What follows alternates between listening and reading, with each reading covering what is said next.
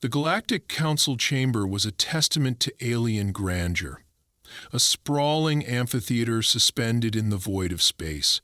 Its walls shimmered with flowing patterns of light that pulsed gently, reflecting the neural energy of the collective species who gathered there.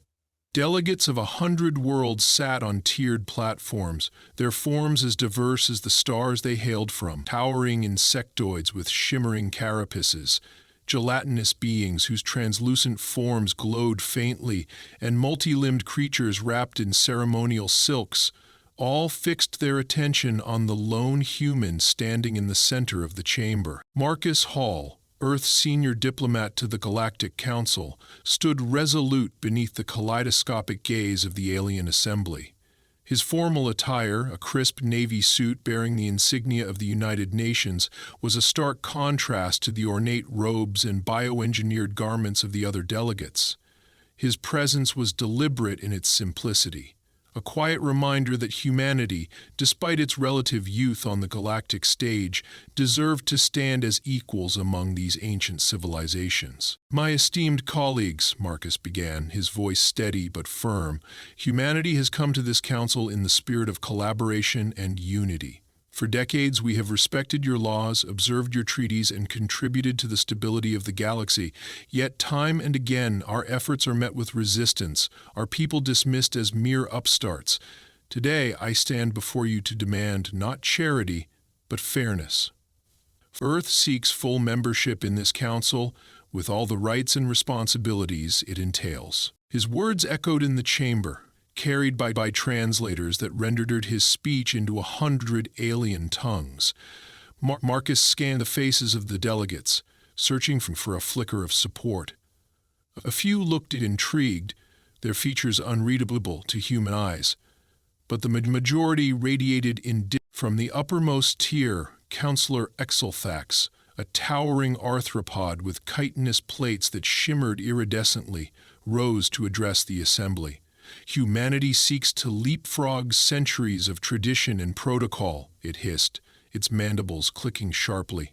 "They presume to sit as equals among us, while their world teeters on the brink of ecological collapse, their species driven by greed and violence. Shall we reward such recklessness?" Murmurs rippled through the chamber. Ixaltax's words stung, but Marcus refused to flinch. He had prepared for this. "It is true," Marcus acknowledged, his gaze never wavering. "Humanity has faced challenges. We have made mistakes, but we have also shown resilience, creativity, and an unmatched capacity for growth. Our history is one of overcoming adversity, and we have much to offer this galaxy if given the chance." Counselor Sira, a graceful avian being with feathers that shifted in hues of gold and emerald, tilted her head thoughtfully. "And yet," she said, her voice a melodic trill, "there are whispers of humanity's rapid advancement in weaponry, of fleets constructed in secret. How do we know you do not seek to join this council only to undermine it?" The accusation hung in the air like a storm cloud. Marcus drew a deep breath, carefully weighing his response. "Earth's technological advancements are no secret," he said. "We have invested in our defense, as any sovereign world must in a galaxy fraught with danger. But our record shows no acts of aggression, no attempts to expand our borders unlawfully. We seek not dominance, but partnership." The chamber erupted into a cacophony of voices, some in support, others in opposition. Marcus stood silently, allowing the chaos to play out. He knew that his presence alone was a victory, forcing the council to confront humanity's legitimacy on such a grand stage. But as the noise subsided, he noticed a shift in the room's atmosphere. Delegates who had once sat in passive observation now leaned forward, their expressions sharper, their whispers more urgent. Something was wrong. From a shadowed alcove, Counselor Vale Zier, a serpentine figure with scales that glimmered like obsidian, emerged to take the floor. Vale Zier was known for their cunning, a master of political intrigue who often swayed decisions with calculated precision. "Colleagues," Vale Zier said, their voice a low, hypnotic hiss, "we must not be blinded by this human silver tongue. Even now, Evidence of their duplicity comes to light. Marcus's heart quickened. What evidence? He demanded, his voice cutting through the murmurs. Veilzir raised a long, clawed hand, and a holographic projection sprang to life in the center of the chamber. It displayed grainy footage of what appeared to be a human spacecraft engaging in combat with an alien vessel. Explosions rippled through the void as the human ship unleashed devastating firepower, leaving the alien craft in ruins. This, Veilzir declared, is proof of humanity's true nature. They claim peace, yet they slaughter our people in the shadows. Marcus's breath caught. He recognized the footage. It was a heavily edited version of an incident from years ago when a human freighter had been ambushed by pirates near the Andarian belt. The freighter's crew had acted in self-defense, a fact corroborated by Galactic records. But here, the context had been stripped away, leaving only the damning visuals. "This is a distortion of the truth," Marcus protested, stepping forward. "The ship in question was attacked by criminals. Humanity has always adhered to the Council's laws." "Enough!" Ixalthax's voice boomed, silencing the chamber. The arthropod turned its gaze to Marcus, its multifaceted eyes glinting with contempt. "Your words mean nothing. Humanity's actions speak louder. The Council will deliberate on this matter immediately." The delegates withdrew to their private chambers, leaving Marcus alone under the harsh glow of the Council's central spotlight. Minutes stretched into hours as he stood in silence, the weight of the moment pressing down on him. He thought of Earth, of the billions of lives depending on his success, and of his family watching anxiously from home. For all his preparation, he had not anticipated this level of hostility. When the Council finally returned, their verdict was swift and merciless. Marcus Hall of Earth Ixalthax announced, "You are found guilty of espionage and conspiracy against the Galactic Council. Your punishment will be carried out immediately as a warning to all who defy our unity." Marcus's blood ran cold. "This is madness," he shouted. But armed guards had already descended upon him, their movements precise and unyielding. He struggled, but their grip was ironclad. As they dragged him toward the execution chamber, the delegates watched in stony silence, their faces betraying no emotion. The execution was broadcast across the galaxy, a grim spectacle meant to solidify the Council's authority. As Marcus was consumed by the flames, his final scream echoed not just in the chamber, but in the hearts of every human watching from Earth. His death ignited a fire of its own, a fire that would soon engulf the galaxy. The footage of Marcus Hall's execution burned across every screen on Earth, seared into the minds of billions. Families gathered in stunned silence, their faces illuminated by the flickering flames of the broadcast. The screams of the Diplomat, once a beacon of Earth's hope for interstellar unity, were now a grim testament to the Galactic Council's ruthlessness. For the first time in generations, humanity, divided by countless conflicts and ideologies, united under one singular emotion. In the subterranean chambers beneath Geneva, where the United Nations and Earth's Joint Defense Command held their emergency sessions, the air was thick with tension. Representatives from every nation sat shoulder to shoulder, their voices rising in a chaotic chorus of outrage and urgency. General Adrian Collins, the commander of Earth's Unified Defense Forces, slammed her hand against the table, silencing the room with a single, commanding gesture. "We warned them," she said, her voice cold and deliberate. "We extended the olive branch time and time again, and what did they do? They spat in our faces and set one of our own ablaze. This is no longer about diplomacy, it's about survival. If we allow this to go unanswered, humanity will never rise again." Across the table, President Javier Ortega of the Pan-American Alliance leaned forward, his expression grim. "The people are demanding action. Protests have already broken out in every major city.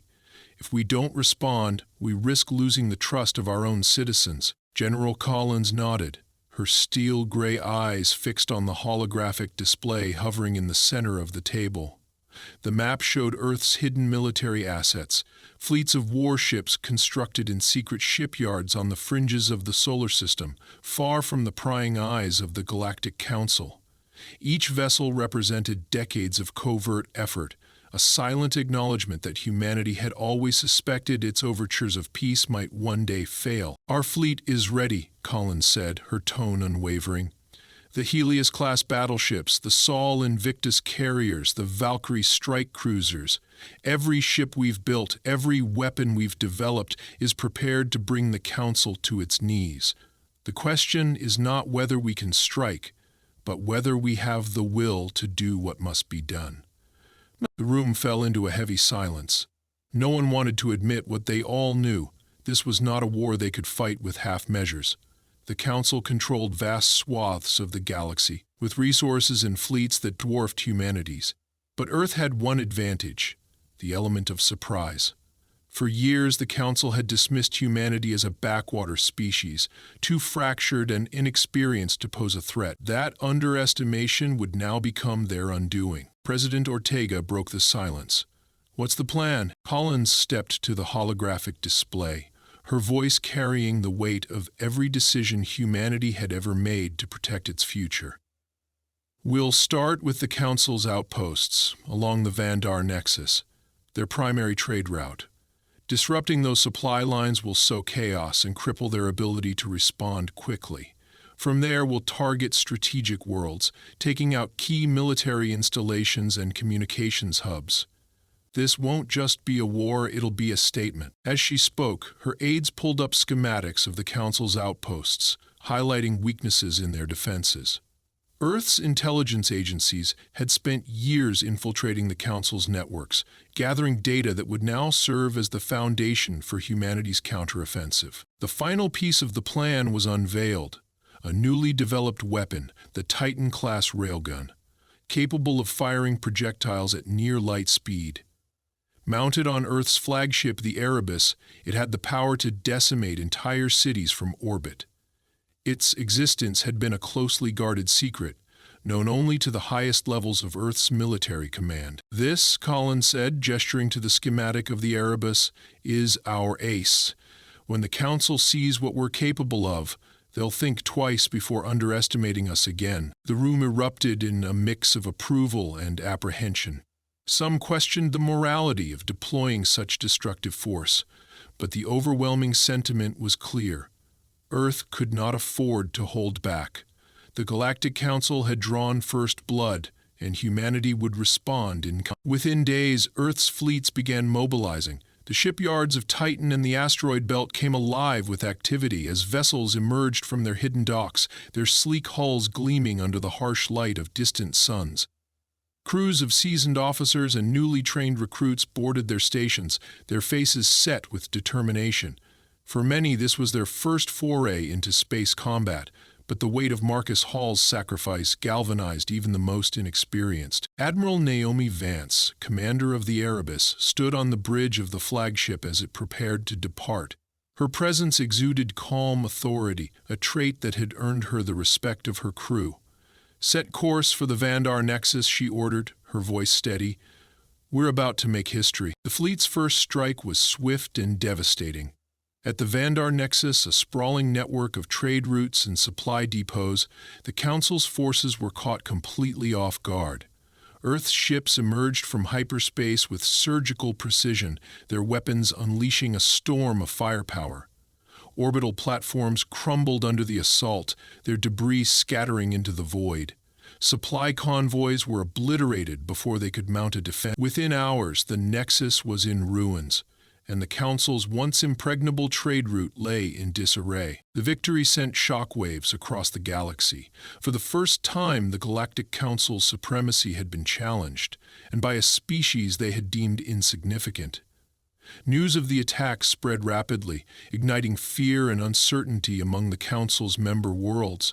But for Earth, this was only the beginning. Back on the surface, humanity's leaders monitored the situation with bated breath.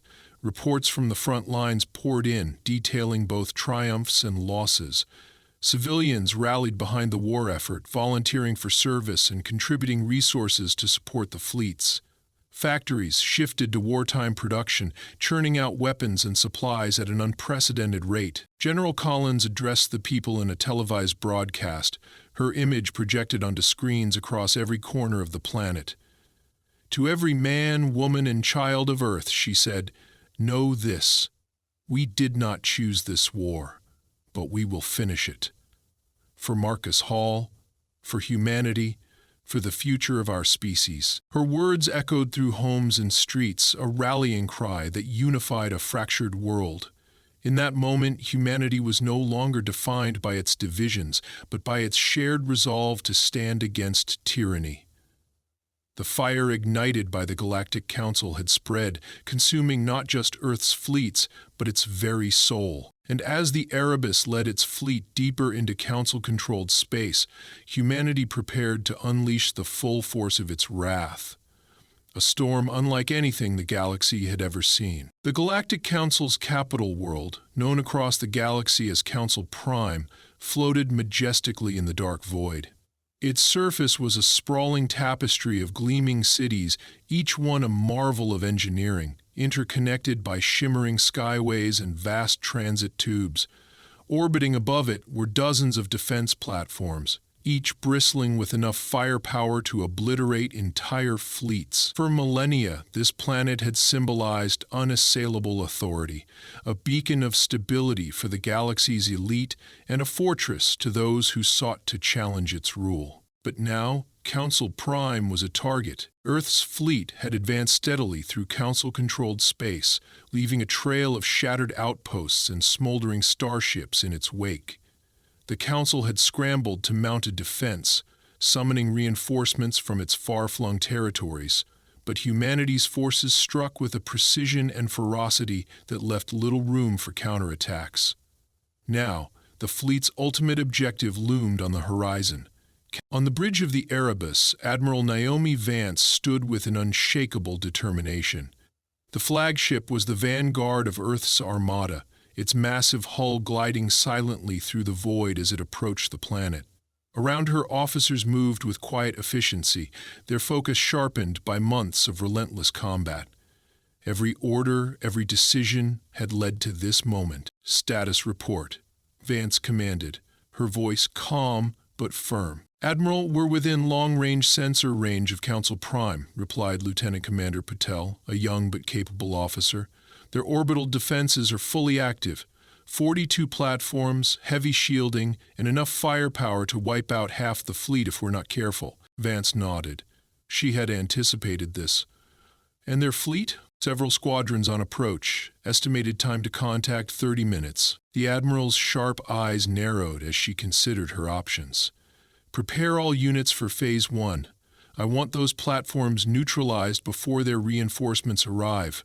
Deploy the Valkyries to disrupt their formations." "Aye, Admiral." The orders spread quickly through the fleet, transmitted across encrypted channels to the dozens of ships that formed Earth's armada.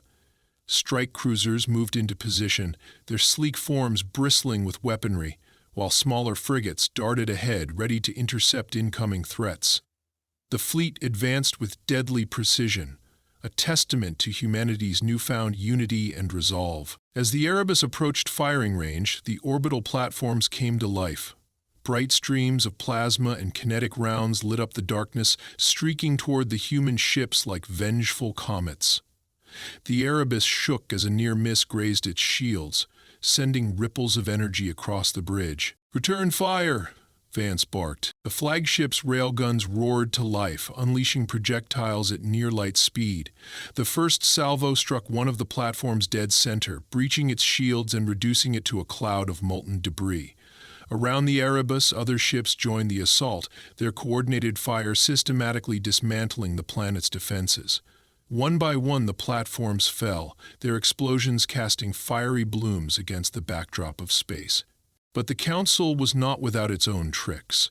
From the surface of Council Prime, massive energy cannons began firing, their beams cutting through space with terrifying accuracy.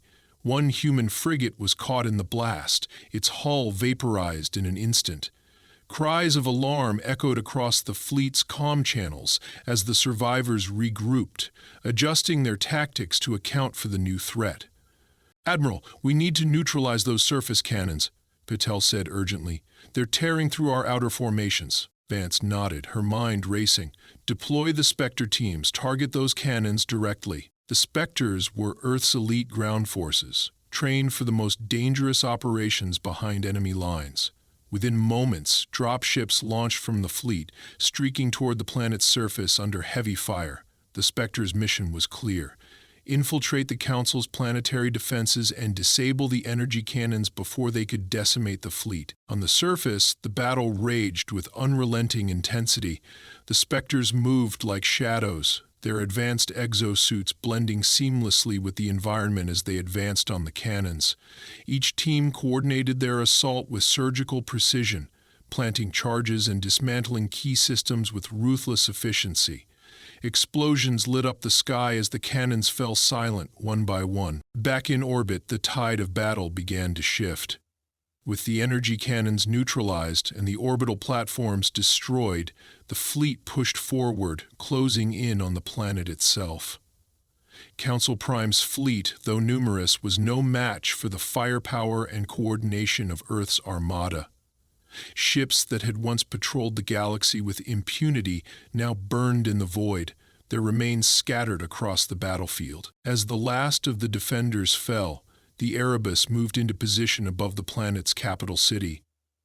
Vance stared at the image on the central view screen, a sprawling metropolis of glittering towers and shimmering lights, now dwarfed by the shadow of the flagship. "Admiral, we've received a transmission from the Council chambers," Patel reported. "They're requesting a ceasefire." Vance's expression hardened. "Put it through." The holographic display flickered to life, revealing the faces of the Council's remaining leaders. Ixolfax, the insectoid counselor who had presided over Marcus Hall's execution, was among them. Its multifaceted eyes glinted with fear as it spoke. "Admiral Vance," it hissed, its mandibles clicking nervously. "This conflict has gone far enough. You propose nothing," Vance interrupted coldly. "You had your chance for diplomacy when Marcus Hall stood before you. Now, you will face the consequences of your actions." Ixoltax's mandibles twitched, but it remained silent. The other counselors exchanged uneasy glances, their once imposing presence reduced to helplessness in the face of Earth's wrath. "Prepare to fire the Titan cannon," Vance ordered, her voice as steady as the steel beneath her feet. The bridge fell silent as the crew carried out her command. The Titan-class railgun, mounted along the length of the Erebus, began to hum with power. Its barrel glowed with a blinding light as it charged, a testament to humanity's technological ingenuity. On the surface, the people of Council Prime looked to the sky, their expressions a mix of awe and terror. The glow of the railgun reflected in their eyes, a harbinger of the destruction to come. "Admiral," Patel said hesitantly, "are we really going to—" "Yes," Vance said, cutting him off. "The Galactic Council must understand that humanity will not be trifled with." With a final command, the Titan cannon fired. A beam of energy, brighter than a supernova, lanced through the atmosphere and struck the heart of the capital city. The impact was instantaneous, reducing the once great metropolis to ash and rubble. The shockwave rippled across the planet, a grim reminder of the cost of hubris. As the smoke cleared, the Erebus stood as the lone sentinel above the ruined world. Humanity had not just defeated the Council, they had shattered the illusion of its invincibility, and as the fleet prepared to withdraw, the galaxy watched in stunned silence, forever changed by the fall of Council Prime. The aftermath of the assault on Council Prime reverberated across the galaxy like a shockwave. Worlds that had once revered the Galactic Council as an unshakable authority now whispered of its fall. The destruction of the capital planet and the devastating precision of humanity's fleet sent a clear message. The age of Earth's subservience was over. Yet, even in victory, humanity knew this war was far from over. On the bridge of the Erebus, Admiral Naomi Vance studied the latest intelligence reports with grim focus. Despite their triumph, the Council's remaining fleets were regrouping. Powerful member species, those who had lost pride and resources in the war, were rallying their own forces, intent on reclaiming their dominance. The galaxy's power structure was fractured but not yet broken. Humanity needed allies, and they needed them fast. Admiral, Lieutenant Commander Patel reported, stepping forward with a datapad in hand. We've intercepted communications from the Arcathay Confederacy. It appears they're distancing themselves from the Council. They may be open to an alliance. Vance looked up, her eyes narrowing slightly. The Arcathay, a race of aquatic beings who thrived on ocean worlds, had long been one of the Council's most reliable supporters. Their defection could shift the balance of power, but it also came with risks. The Arcathay were known for their cunning diplomacy and their willingness to betray weaker allies when it served their interests. Prepare a diplomatic envoy, Vance ordered. If the Archay are willing to talk, we'll hear them out. But make no mistake, this is their audition, not ours. The Erebus set course for Calith, the Arcathy's homeworld, an aquatic paradise encased in shimmering layers of water and glass. As the ship descended into the planet's atmosphere, its crew marveled at the beauty below. Towering coral spires jutted from the ocean's surface, glowing faintly in the planet's twilight. Beneath the waves, bioluminescent cities stretched as far as the eye could see, their light illuminating the depths like constellations in a sea of ink. Admiral Vance chose Lieutenant Rhea Morgan to lead the diplomatic mission. Morgan, a seasoned officer with a sharp intellect and a calm demeanor, was known for her ability to navigate tense negotiations. She stood in the shuttle bay, her uniform pristine, as the small diplomatic craft prepared for launch. Around her, a team of hand-picked operatives loaded equipment and double-checked communications protocols. "Remember," Vance said as she approached Morgan, her tone serious, "the Arcathay may smile and nod, but they're always calculating. Don't let their pleasantries fool you. If they sense weakness, they'll exploit it." Morgan nodded, her expression resolute. "Understood, Admiral. I'll make sure they know we're not here to beg." As the shuttle descended toward the capital city of Valtros, the Arcath ambassador Telvaris greeted the humans with an elaborate display of formality.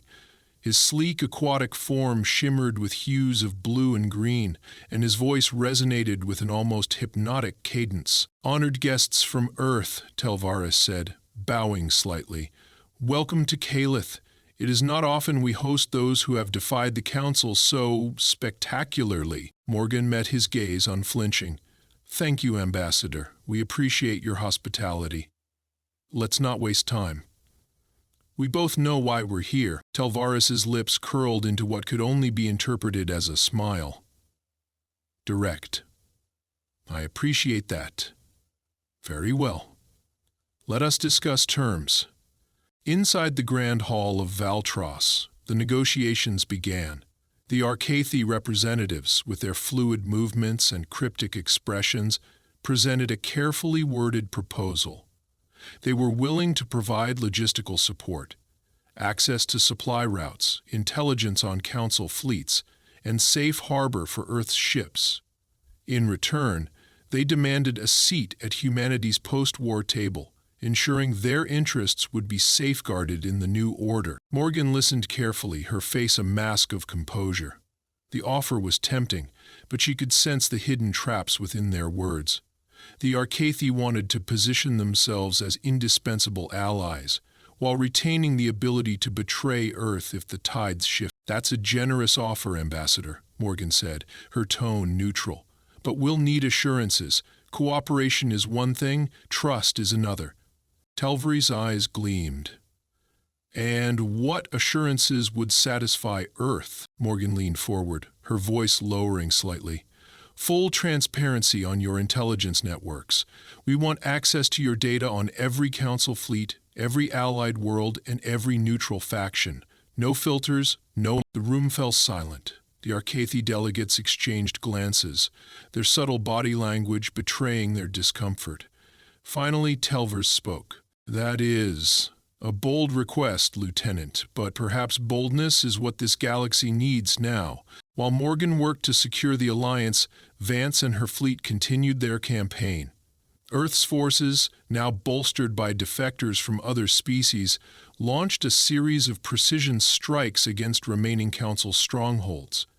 Each victory further eroded the Council's power, and each new ally added to humanity's growing coalition. Among these allies were the Threxians, a nomadic insectoid species who had long been treated as second-class citizens by the Council. Their leader, Crixel, pledged his people's loyalty in exchange for Earth's promise of equal representation in the new galactic order. The Threxians' swarms of agile fighters and their expertise in guerrilla warfare proved invaluable in disrupting the Council's supply lines. The Rithari, a race of crystalline beings with the ability to harness energy, also joined humanity's cause. Their colonies had suffered under the Council's oppressive taxes and regulations for centuries. With Earth's support, the Rithari unleashed their devastating energy weapons, turning the tide in battles where brute force alone was insufficient. As the coalition grew, the Galactic Council began to fracture from within. Long-standing rivalries among its member species boiled over, fueled by fear and desperation. The once mighty alliance that had ruled the galaxy for millennia now crumbled under the weight of its own arrogance. In the shadows, humanity's spies worked tirelessly to fan the flames of dissent. They leaked sensitive information, forged documents, and spread rumors that sowed distrust among the Council's remaining members. Every whisper of betrayal, every act of defiance, further weakened the Council's grip on the galaxy. Back on Calith, Morgan concluded the negotiations with the Archathi. The final agreement was a delicate balance of mutual benefit and subtle threats, ensuring that the Archathi would remain loyal or face the consequences. As she returned to the Erebus, she reflected on the fragile alliances humanity had built. Each one was a gamble, but it was a gamble Earth was willing to take. Admiral Vance stood on the bridge of the Erebus, watching as her fleet prepared for the next phase of the war. Around her, the galaxy's most unlikely coalition came together, a tapestry of species united not by trust, but by a shared desire for change. The Council thought they could rule forever, Vance said quietly, more to herself than anyone else. They forgot one simple truth. Nothing lasts forever. As the fleet jumped into hyperspace, bound for the Council's final strongholds, humanity's allies followed close behind. Together they would reshape the galaxy. But even as victory loomed on the horizon, Vance knew the real challenge was yet to come. Trust was a rare commodity in the galaxy, and peace even harder to achieve. The Coalition fleet emerged from hyperspace in perfect formation, a massive armada that represented not only humanity's strength, but the unity of dozens of species once crushed under the Galactic Council's rule. Before them lay Erethix, the Council's last major stronghold, a fortress world heavily fortified with fleets and planetary defenses. Its skies bristled with warships, its surface dotted with shielded military installations, and its orbit protected by energy grids capable of vaporizing approaching vessels. It was here that the Council had retreated, gathering their remaining forces for a final stand. On the bridge of the Erebus, Admiral Naomi Vance stood tall, her gaze locked on the holographic projection of Erethix. Around her, the crew worked with precision, their movements sharp and efficient despite the enormity of the battle ahead. They had come too far to falter now. "Status report," Vance said, her voice steady despite the tension that hung in the air. Lieutenant Commander Patel replied, his tone grim but focused. "The Council's defenses are at full strength. Their fleet outnumbers ours 3-1, but our coalition forces are holding steady in formation. Ground defenses on Erethix are concentrated around the capital, with shield generators protecting their command centers. Breaking through won't be easy." Vance nodded, her expression unreadable. "It doesn't have to be easy. It just has to work." She turned to the communications officer. "Send a message to the fleet. Today we end this war. Hold the line, follow your orders, and trust your comrades. Humanity stands with you." The message was broadcast across the armada, and in every ship, soldiers, pilots, and commanders steeled themselves for the battle to come. This wasn't just a fight for survival. It was a fight to redefine the galaxy itself. The assault began with a ferocity that shook the heavens. Humanity's coalition struck hard and fast, targeting key defensive positions with precision strikes. The Erebus led the charge, its Titan-class railgun tearing through enemy ships with devastating efficiency. Around it, Allied vessels darted into the fray, their diverse designs and technologies creating a chaotic but effective synergy. Swarms of Threxian fighters harassed the Council's larger ships, while Rithari energy weapons pierced through shields with surgical precision. Despite the Coalition's momentum, the Council fought back with desperation. Their ships moved in tight formations, focusing their fire on the most vulnerable targets. Several Coalition vessels were obliterated in the opening salvos, their remains scattering into the void. On the ground, planetary defenses unleashed waves of anti-aircraft fire, forcing dropships and bombers to take evasive maneuvers. Amidst the chaos, Vance remained composed, her orders precise and unwavering. Redirect the Valkyrie cruisers to Sector 3. Have the Spectre teams deployed to the shield generators. Those defenses need to come down now. On the surface of Erythix, the Spectres executed their mission with deadly efficiency.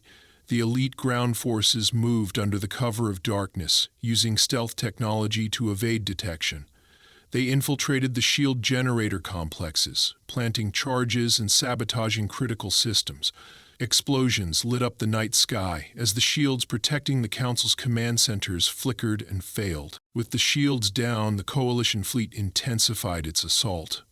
Orbital strikes rained down on the capital, targeting military installations and crippling the Council's ability to coordinate their defenses. The tide of battle began to shift, but victory was not yet certain. In the Council's command bunker, chaos reigned.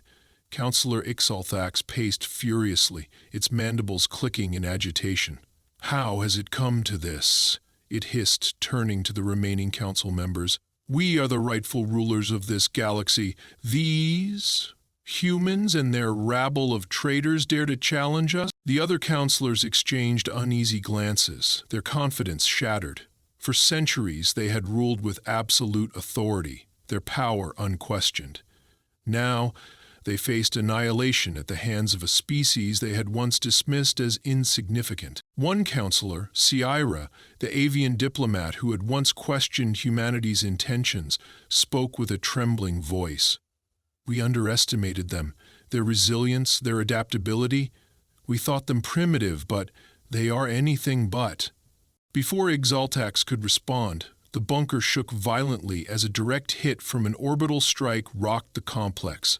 Dust and debris rained down from the ceiling, and alarms blared as emergency systems struggled to compensate. The Council's time was running out. Back on the Erebus, Vance watched the battle unfold with a mix of satisfaction and resolve. Reports from the ground indicated that the Council's forces were in full retreat, their lines collapsing under the Coalition's relentless advance. Yet, she knew that the war would not truly end until the Council's leadership was brought to justice. "Prepare the strike teams," Vance ordered.